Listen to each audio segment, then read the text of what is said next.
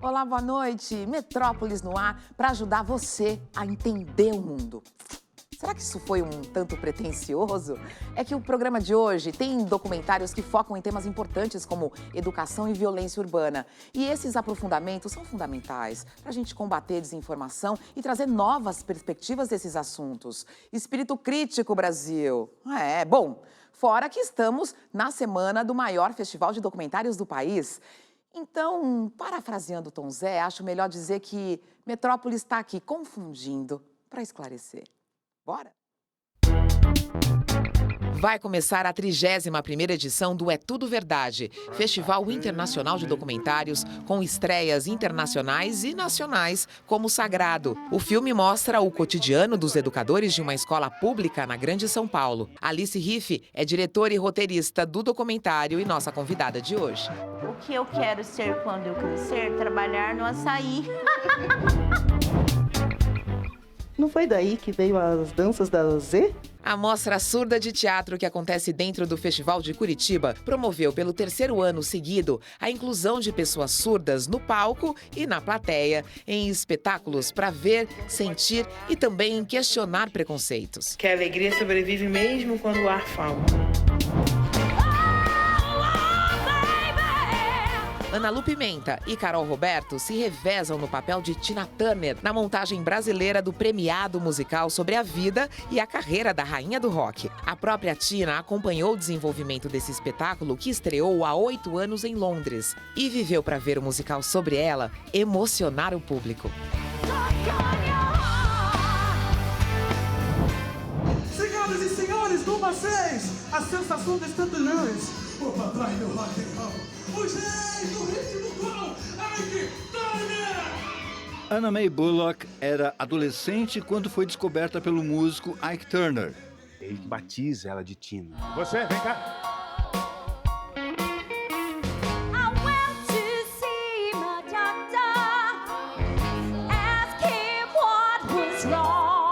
Ele cria essa figura Tina, né? Então, na vida da Tina, no primeiro plano, ele é isso, né? Ele traz a Tina para a ribalta. I left a good job in the city. I was working for my man every night and day. O relacionamento vai além da parceria musical. Em 1962, Tina e Ike se casam e têm um filho juntos. Não tardou muito para que a violência comece a aparecer, entendeu? Então, ela começou a sofrer violência e parte do prazer, do encantamento, foi embora, né? Após 16 anos, Tina pede o divórcio e abre mão de todos os seus direitos em troca do sobrenome Turner. Nasce aí a rainha do rock and roll. Ela vence o homem, ela vence o racismo, ela vence o etarismo, porque ela foi fazer sucesso mundial com 50 anos.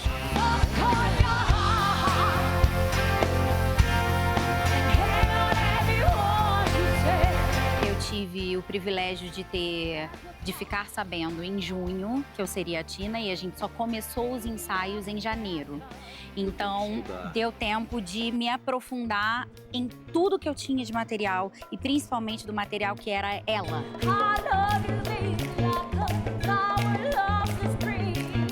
São 26 músicas cantando como a Tina, que não era um canto simples, né? Não era uma maneira simples de cantar. Dançando como a Tina. Então, é tudo com muita força, tudo com muito poder, tudo com muito esforço. Eu sou Tina Turner alternante. A gente sempre alterna em sessões duplas, porque é bem puxado. Mas eu faço sessões extras, sábado à tarde e domingo à noite. E viver a história dessa mulher, que passou por tanta coisa, é uma experiência avassaladora. Who's singing gonna blow us away?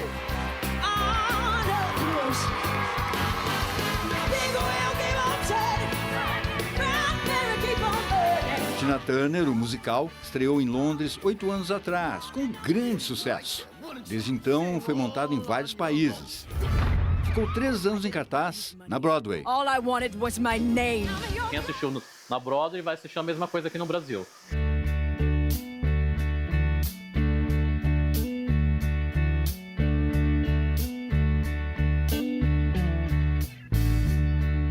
temos a Tina, que só ela usa 6 perucas. Todos os dias tem que pentear todas as perucas da Tina, porque são todas de cabelo humano. Por que esse corte de cabelo ficou tão icônico da Tina? Ela foi uma das primeiras mulheres a revolucionar esse corte mais roqueiro, mais bagunçado, mais moderno, tirar o cacho, ter um cabelo mais arrepiado, mais bagunçado. Então ela foi icônica a trazer. Por isso que o nome da peruca chama icônica. And I wonder when we are ever going to change. Na verdade, o espetáculo mostra que desde criança ela Sim, via tinha uma vida de abusos, violência ali, violências, etc. De abandono. De abandono. All the children say, É memorável você ver que uma pessoa conseguiu ainda assim seguir em frente e virar a vida e se tornar uma estrela como ela virou. Uma mulher preta, com o cabelo pra cima, que cantava rock, não existia isso. Então a Tina foi contra o sistema. Eu acho que é por isso que ela é a nossa rainha do rock and roll. Sempre vai ser e merece ser reverenciada. is it all or nothing?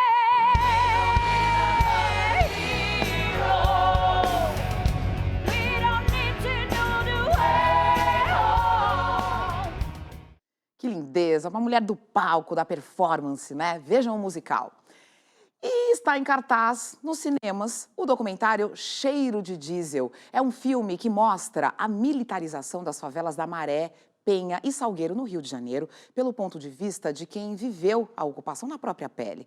As diretoras Natasha Neri e Gisele Martins contaram com a ajuda de jornalistas, fotógrafos e moradores das favelas para reunir as imagens e os relatos que contam essa história. O Brasil, todos feitos na paz, para nós é orgulho, é glória. Fazer esse filme é muito complexo porque a gente está filmando as Forças Armadas. Era época de mega evento no Rio de Janeiro, Copa do Mundo, Olimpíada. A Maré foi escolhida para ter o Exército Brasileiro. Então quem, na verdade, começou a fazer esse filme foram os fotógrafos e comunicadores da Maré, que colocaram-se diante dos tanques de guerra para fazer fotos e registros. Nesse dia que o exército invadiu a favela, Seus assassinos! O material de arquivo que a gente usa, a gente comprou de moradores de favelas, de diversos comunicadores comunitários, fotógrafos, cineastas que produzem imagens sobre a militarização. Eles correram risco de fato. Sou trabalhador, pô, aqui minha carteira de trabalho tá aqui, senhor. soldado se assustou com uma criança saindo de um bar. Soldado se assustou com uma Kombi e metralhou uma Kombi com idosos. Soldado se assusta com o carro do Vitor, vindo do futebol. E aí metralha. A gente queria que as pessoas, durante 1h30, sentissem o que eu sinto, o que nós, moradores de favelas, sentimos o dia inteiro e a vida inteira. Penso como que eles tiveram a coragem de tirar a vida desse jovem. Eu queria que o público sentisse um pouco do que é o barulho do tanque de guerra.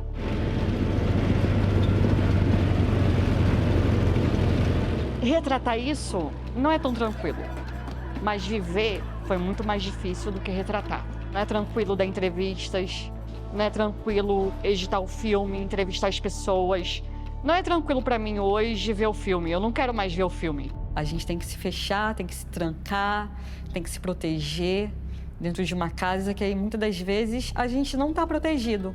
Porque me revolta e porque me traz a memória de um tempo que eu vivi um trauma que esse trauma nenhum governo vai reparar.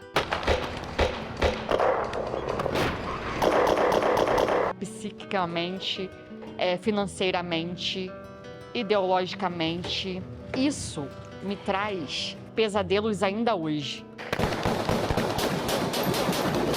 Entendendo também que o exército estava aqui dentro, as Forças Armadas estavam aqui dentro com poder de polícia, né? E eram garotos que mal entraram para o exército com poder de polícia. A gente quer que o Estado brasileiro reconheça sua culpa, reconheça o que aconteceu, peça desculpas para as famílias, que eles paguem reparação e a gente quer que os casos que não tiveram a devida investigação, que eles sejam investigados com independência. 1,7 milhão por dia, 51 milhões por mês e esse resultado final com mais de 600 milhões. Sem contar a vida das pessoas, do Matheus, E lutar pela democracia primeiro é lutar pela vida dos povos negros, indígenas e de todos nós que pertencemos a esses territórios favelados e periféricos de todo o país.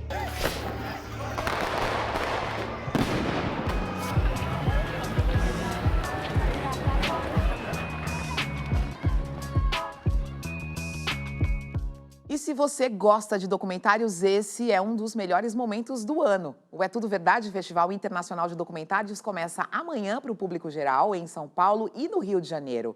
O filme de abertura está rolando agora na Cinemateca, mas fique de olho em outras sessões, porque é um longa que vale a pena.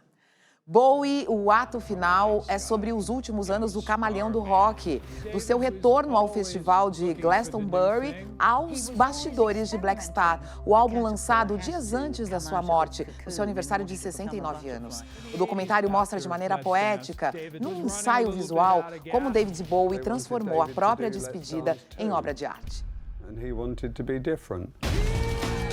The moment you start experimenting, people are going to lose interest, people are going to get mad. O festival É Tudo Verdade vai até o dia 19 de abril, com 75 produções de 25 países que vão ser exibidas em programas especiais, retrospectivas e mostras competitivas. E um dos documentários que está nessa Mostra Brasil é Sagrado. O filme revela o cotidiano de uma escola de ensino fundamental em Diadema, na Grande São Paulo. Mas o foco são os educadores que fazem a escola funcionar e a educação acontecer, com muitos desafios, mas também com muito afeto. A diretora Alice Riff está aqui para falar de Sagrado. Bem-vinda ao Metrópolis. Obrigada pelo convite. É o quarto documentário, né? Você é uma documentarista que a gente está acompanhando. E você escolhe essa escola na Grande São Paulo, uma escola muito emblemática. Eu queria que você falasse primeiro dessa escolha. Por que essa escola? Por que contar essa história, Alice? Acho que o Sagrado, ele começa antes, né? Assim, eu fiz eleições que eu circulei pela escola pelo ponto de vista dos alunos. E naquele momento eu saí daquele filme falando, eu estou devendo um filme para os professores e funcionários. Porque no Eleições fica todo mundo, os alunos só falando mal dos professores e da diretora. E eu vi que é um trabalho árduo e diário e cansativo. E saí com essa ideia, assim, preciso voltar para a escola. E aí, com os anos, eu estabeleci uma parceria com a Secretaria de Educação de Diadema, por ser uma secretaria feita por pedagogos e gente que entende não só de educação, mas também de cultura, sabe? Porque esse acesso, né, de entrar na escola e ficar ali um período longo filmando, você precisa ter confiança mútua, né? Claro. Assim, então, eu fiz essa parceria lá em Diadema e, na época, a secretária de Educação me apresentou algumas escolas, só que era período de férias, tipo janeiro. Então, não tinha ninguém na escola, só 2 ou 3 funcionários. E quando eu cheguei no Sagrado, e eu vi o território mesmo, assim, aquele espaço, aquela arquitetura falou comigo, sabe? Eu falei, aqui tem história. Eu não sabia muito bem qual era essa história, mas eu decidi que eu faria o filme nesse lugar. Assim, quem vê o filme, você vê o filme, dá pra ver que a comunidade, ela tá olhando para a escola, né? Então, você vê as cozinhas das casas, as salas, as varandas da sala de aula. E eu falei, isso é muito raro, porque normalmente as escolas, elas têm muros altos e a comunidade não quer saber de escola. Ninguém gosta de ter um vizinho em uma escola, porque a escola faz barulho e tal. E lá eu falei, opa, isso tem... E aí, ao longo do processo, realmente a história do território foi se revelando, assim. Mas foi uma surpresa, foi um presente mesmo que eu ganhei. Isso. Vamos ver um pouquinho dessa linguagem da Alice, desse lugar e dessa escola.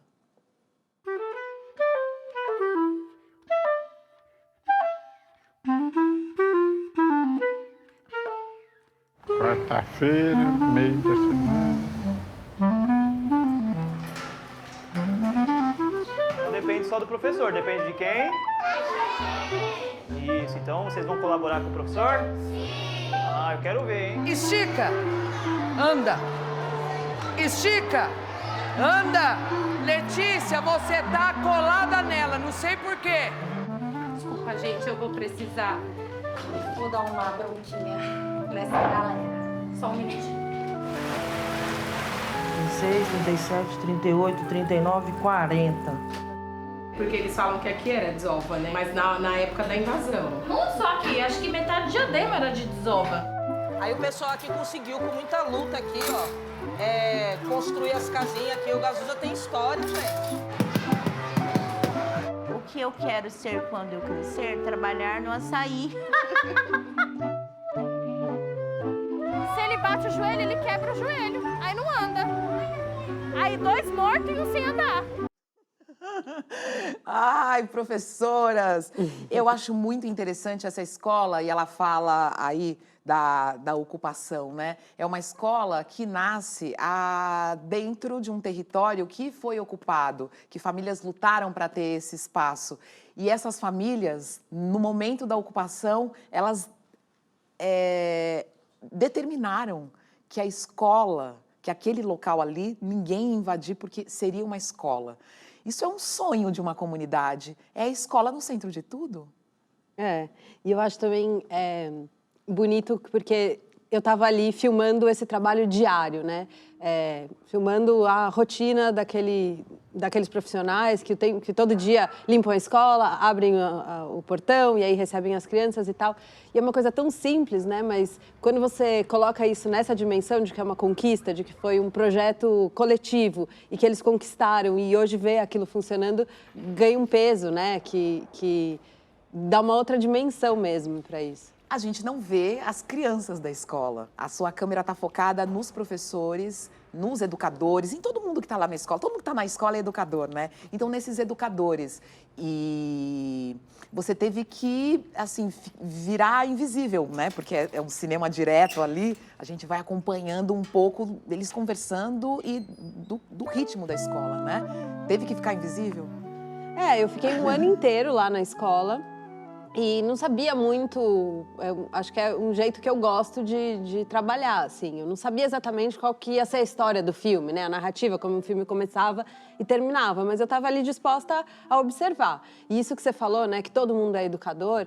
A minha ideia inicial era filmar só os professores, assim. Ficar numa sala de professores. E quando eu fui conhecer as pessoas do Sagrado, a Carla, que trabalha na cozinha, eu falei assim, eu vim aqui, eu quero filmar a escola, os professores. Ela falou assim, você quer filmar a escola? Então você tem que filmar a cozinha, porque a cozinha é o coração da escola.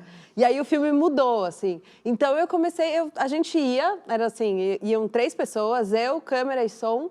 A gente ia e ficava um pouquinho em cada lugar, sabe? A gente ficava um pouquinho na cozinha, um pouquinho lá na portaria. E aí a gente vai construindo um retrato mesmo, assim, desse organismo vivo, assim, né? Porque eu acho que a escola, ela tem isso, é um campo de forças que está o tempo inteiro ali. Então tem a burocracia do Estado, tem um monte de determinações e programas pedagógicos para cumprir. Tem a vida de cada um, é um grupo diverso, que várias idades, cada um num período de vida. Então tem professoras que estão se aposentando, tem gente que está estagiando e nem é da área da educação, mas tem que ir lá ser monitora dos alunos especiais, enfim. Então, é muita coisa que está acontecendo, né? Assim, o tempo inteiro são questões que vão sendo colocadas e discutidas, assim. Sim, você faz a gente pensar no filme. Eu estava ali dentro dessa escola, junto com eles, resolvendo o problema com eles e sofrendo um pouco e dando risada também, porque é um pouco isso. Mas é a gente também entender que olhar para a escola é olhar para o Brasil e a gente pode, a partir da escola, ter uma reflexão muito complexa sobre o nosso país. E você faz isso e você enxerga isso, né?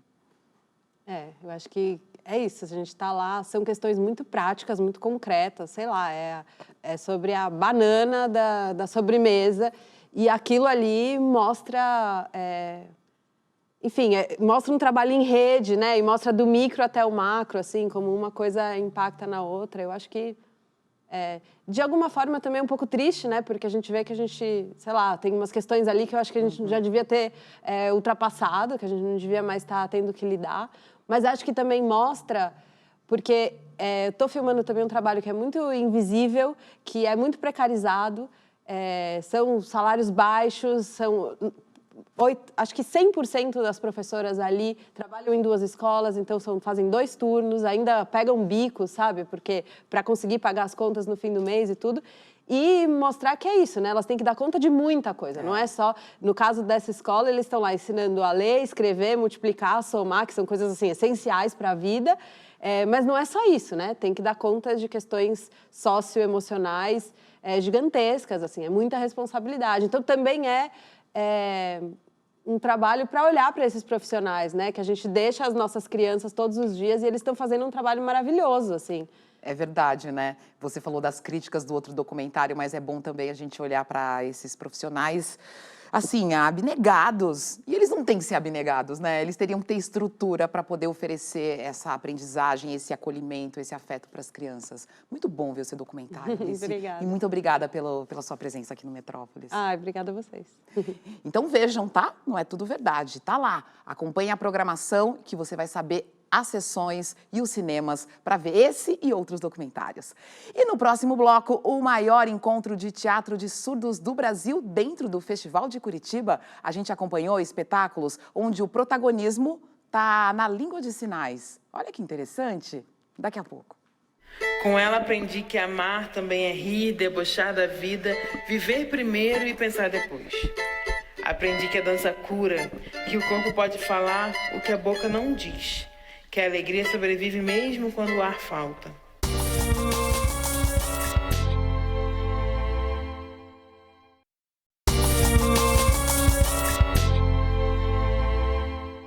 Metrópolis de volta com arte inclusiva. A Mostra Surda de Teatro é um encontro único que valoriza a expressão artística em Libras e o protagonismo de artistas surdos. É o 3º ano consecutivo que a mostra acontece dentro do Festival de Curitiba.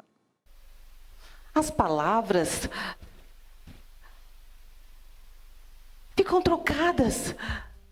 Esse é o 3º ano da Mostra Surda aqui dentro do Festival de Teatro de Curitiba. Então, nada mais lógico do que essa ser uma entrevista bilíngue.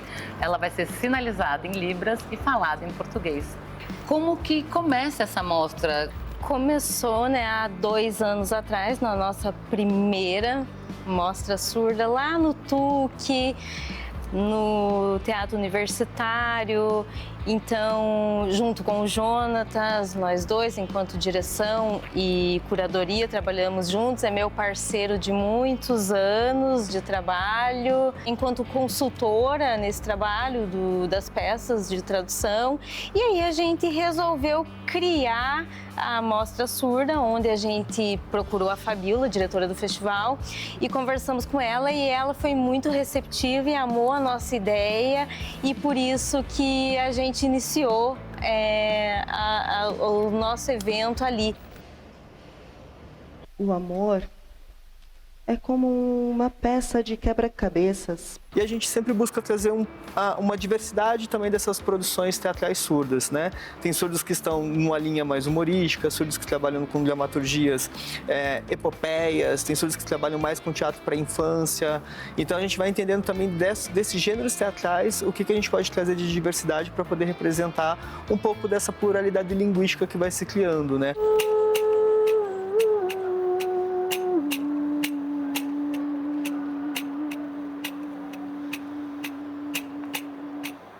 A inspiração foi a própria Gralha Azul, porque eu me sinto também como uma Gralha Azul por ser paranaense, por ter a identidade ali parecida. E aí, quando eu comecei a pesquisar mais sobre a história e tal, sobre a história dos indígenas também e da cultura paranaense. E eu também senti que faltava essa informação chegar para as pessoas surdas, né? É toda uma mistura mostrando a nossa cultura paranaense relacionada ali ao folclore, à Gralha Azul, e de forma visual e corporal a gente vai estar contando essa história. Eu surda.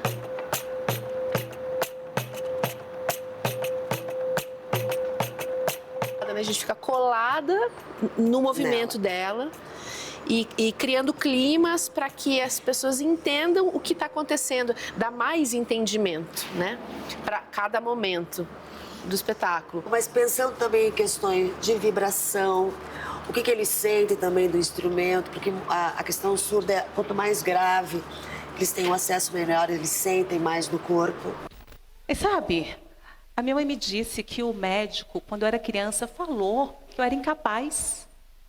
Tirar um pouco esse imaginário de que o mundo do surdo é um mundo do silêncio, é um mundo onde a pessoa está completamente isolada, porque é um mundo visual, de vibração, de imagem, de outras sinestesias e de uma felicidade surda que existe, né? Aprendi que a dança cura, que o corpo pode falar o que a boca não diz, que a alegria sobrevive mesmo quando o ar falta.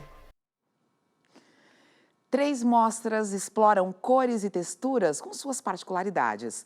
Tem o recorte de 25 anos da produção de um artista camaronês, uma brasileira que coloca o corpo feminino em diálogo com o mar e um pintor peruano mostrando a riqueza da vertente amazônica em seu país.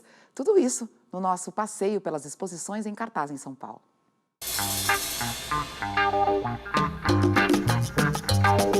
O Princípio do Conhecimento de Santiago Iau Arcani é a primeira mostra individual no Brasil do artista nascido em Pebas, no Peru. Com projeção internacional e destaque na Bienal de Veneza de 2024, o conjunto de 35 pinturas traduz a essência da herança do povo Huitotô, na Amazônia peruana. O trabalho de Iau Arcani, que utiliza pigmentos naturais, está enraizado nas tradições orais, em suas visões de mundo e na cultura visual da sua comunidade. A curadoria é de Amanda Carneiro. A Mãe Contempla o Mar, da carioca Cristina Salgado, é uma instalação construída a partir de dezenas de faixas de tapetes multicoloridos. Com curadoria de Renato Menezes e produzida especialmente para ocupar o octógono da Pina Luz, em São Paulo, a obra é a maior já produzida por Salgado em sua carreira. O trabalho escancara a relação da artista com a psicanálise, que alimenta sua produção desde a década de 1980 e, sobretudo, revela a interpretação poética do corpo feminino em diálogo com a imagem da natureza. O camaronês Pascal Martin Taiu apresenta em sua primeira mostra institucional no Brasil instalações, pinturas e esculturas.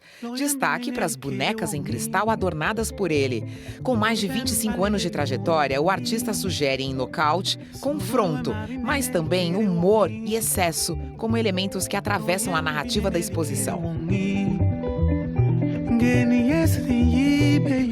A mostra ocupa 7 salas com objetos cotidianos que ganham outros significados na arte de Taiu, um nome recorrente em espaços internacionais da arte contemporânea. A curadoria é de Yoshin Foltz e Ana Paula Lopes.